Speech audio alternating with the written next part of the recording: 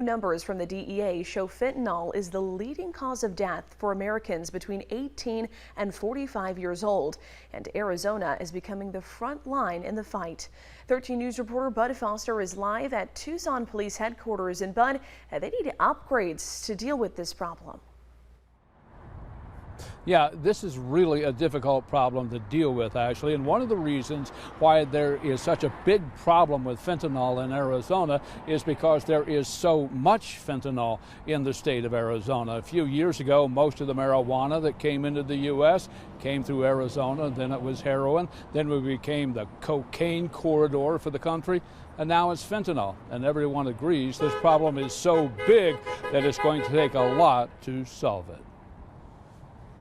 More than half of all the fentanyl that was seized last year in the United States was seized right here in Arizona. The state has become the fentanyl funnel for the entire U.S., which is why it's a crisis here and why so many young people are dying from accidental overdoses and many mothers are mourning the loss of their children. This person for $40 dealt death to my child. 5 people a day die in Arizona due to an overdose of fentanyl, many of them young people who have no idea what they're ingesting. Mays says there's already been way too much of it. We don't want another mother to have to face the overdose of their child. It is heart-wrenching. It's horrific. It is a huge tragedy. Which is one reason why Mays announced this morning a contest, asking young people from colleges and universities to help spread her message of the dangers, asking them to produce a public service announcement which can be used on air and online, one which communicates peer to peer. Let's have students, let's have young people create this ad that then probably is going to have more resonance, be more creative than if we had done it the same old way. Mays admits this is a small part of the overall effort needed to combat the fentanyl crisis in our state.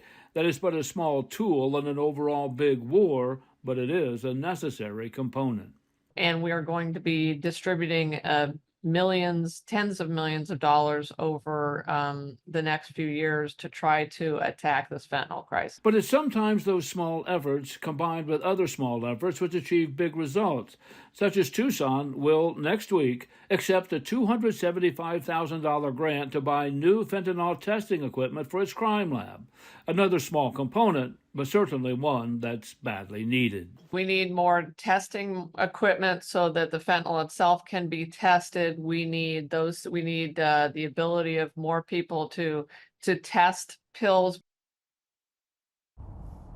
And one of the reasons they need to test more pills is because they estimate something like 70%, 7 out of 10 pills that are on the street are laced with fentanyl, and many of them with lethal doses of fentanyl. And by the way, if you'd like to enter that PSA contest, you can find the information on the Attorney General's website.